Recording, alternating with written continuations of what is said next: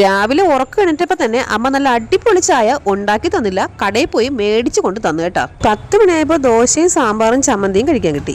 വീട്ടിൽ അമ്മ പുട്ടുണ്ടാക്കി തരുമ്പോ എന്നും ഈ പൊട്ടേ ഉള്ളൂ എന്ന് പറഞ്ഞ് കുറ്റപ്പെടുത്തിയിട്ട് ഇപ്പൊ ഈ കടയിൽ നിന്നൊക്കെ ഫുഡ് മേടിച്ച് കഴിക്കുമ്പോ ആ ഒരു കഷ്ണം പുട്ടെങ്ങാനും കിട്ടിയാ മതി എന്നുള്ള അവസ്ഥയാണ് കേട്ടോ. പിള്ളേര് രണ്ടുപേരും ദോശയും സാമ്പാറും ചമ്മന്തിയും കഴിച്ച് ഏകദേശം കുഴഞ്ഞ അവസ്ഥയാണ്. ഹോസ്പിറ്റലിലാണെങ്കിൽ ഞങ്ങൾക്ക് ആർക്കും ബോറടിക്കില്ല കേട്ടോ. സപ്ലൈകോയിൽ ഓണത്തിന്റെ ഭയങ്കര തിരക്കാണ് എപ്പോഴും. ഇത് നമ്മുടെ വീഡിയോ സ്ഥിരമായി കാണുന്ന കുട്ടിയാണ് പൊന്നൂസ്. നമ്മളെ കാണാൻ വേണ്ടി വന്നതാണ് കേട്ടോ ഹോസ്പിറ്റലിൽ. ഒരുങ്ങി കെട്ടി ഉച്ചയായപ്പോൾ ഇത് എവിടെ തെണ്ടാൻ പോകണമെന്നാണെങ്കിൽ ഉച്ചയ്ക്ക് ഫുഡ് മേടിക്കാൻ പോവുകയാണ് അമ്മയ്ക്ക് അച്ഛനും. റോഡിന്റെ രണ്ട് വശങ്ങളിലും തുണി കച്ചവടക്കാരുടെ പൊടി പൂരമാണ് കേട്ടോ. ഇന്ന് ഹോട്ടലിൽ പോയി അമ്മയ്ക്ക് അച്ഛനും മാത്രമേ ഊണ് മേടിച്ചോളേ, എനിക്കും മോനും ഫുഡ് വേണ്ട കേട്ടോ.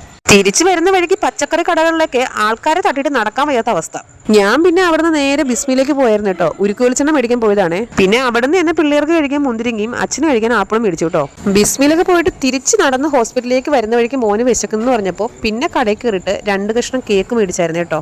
നമ്മൾ കേക്ക് എന്ന് പറയും, അവരിതിനെ പേസ്റ്റെന്നോ അങ്ങനെ ഏതാണ്ടൊക്കെ പറയുന്ന കേട്ടായിരുന്നു. 3-4 ദിവസം ഹോസ്പിറ്റലിൽ സ്റ്റേ ചെയ്തപ്പോൾ തന്നെ പിള്ളേർക്ക് ഏകദേശം ബോറടി തുടങ്ങി. എന്നാൽ പിന്നെ കുറച്ച് ടോയ്സ് മേടിച്ച് അങ്ങോട്ട് സന്തോഷിപ്പിക്കാന്ന് വിചാരിച്ചു. ഡെലിവറി ബോയും ക്രെയിനും അങ്ങനെ ഏതാണ്ടൊക്കെ മേടിച്ച് കൂട്ടിയിട്ടുണ്ട് കേട്ടോ. എന്ത് മേടിച്ചാലും കുഴപ്പമില്ല, പിള്ളേർ കരയാണ്ട് സൂപ്പറായിട്ട് ഇരുന്നാൽ മതി. ടോയ്സ് കിട്ടിയോണ്ട് ഇനി കുറച്ചു നേരത്തേക്ക് പിള്ളേരെ കൊണ്ടൊരു കുഴപ്പമുണ്ടാവില്ല കേട്ടോ. എന്തായാലും പിള്ളേർ ടോയ്സ് കിട്ടിയോടുകൂടി ഡീസന്റ് ആയി. ഇനിയിപ്പോ അവര് കാണാതെ അവരുടെ മുന്തിരിങ്ങ അടിച്ചു മാറ്റി കഴിക്കാം അല്ലേ. എപ്പോഴും കഴിക്കുന്ന വീഡിയോ മാത്രമേ ഉള്ളൂ എന്നാണെങ്കിൽ ഈ ഹോസ്പിറ്റലിൽ കിടക്കുന്ന ഞാൻ പിന്നെ എന്ത് വീഡിയോ എടുക്കാനാണ്. ഇത് മിസ്മിന്ന് ഫ്രീ കിട്ടിയതാണ് പായസം മിക്സ്. ഈ ഹോസ്പിറ്റലിൽ കിടന്ന് ഞാൻ എങ്ങനെ പായസം വെച്ച് കുടിക്കുമെന്നോ. വൈകുന്നേരം ആയപ്പോ അച്ഛൻ ഉഴുന്നുവടയും കട്ടൻ ചായയും കുടിക്കുന്ന തിരക്കിലാണ്, ഞാൻ ഉള്ളിവടയും കട്ടൻ ചായയും കുടിക്കുന്ന തിരക്കിലാണ് കേട്ടോ. അത് പിന്നെ എന്റെ വായിക്കൊരു റെസ്റ്റും ഇല്ലാന്ന് ഞാൻ പറയാതെ തന്നെ നിങ്ങൾക്ക് എല്ലാവർക്കും അറിയാവുന്ന അമ്മ ചെയ്തുകൂട്ടി ഈയിടായിട്ട് ഭയങ്കര ബിസി ആയതുകൊണ്ട് ഫ്രെയിമിൽ കിട്ടാറേ ഇല്ല കേട്ടോ. അച്ഛൻ ചായ കുടിച്ച് കഴിഞ്ഞതും സിസ്റ്ററിന്റെ വക ഒരു മുട്ടക്കാട്ട ഇഞ്ചക്ഷൻ കിട്ടിയിട്ടുണ്ട് കേട്ടോ. ഹോസ്പിറ്റലിൽ അഡ്മിറ്റ് ആണെന്നും പറഞ്ഞ് കരഞ്ഞും വിളിച്ചും വിഷമിച്ചിരിക്കാനൊന്നും എന്നെ കിട്ടില്ല കേട്ടോ. ഉള്ള സമയം അടിച്ച് പൊളിച്ച് അങ്ങോട്ട് ഇരിക്കുക. ഉള്ള സമയം നമ്മൾ ഹാപ്പി ആയിട്ടിരിക്കുക, അതുപോലെ കൂടെ ഉള്ളവരെയും എപ്പോഴും ഹാപ്പി ആയിട്ട് വെച്ചേക്കാൻ നോക്കുക.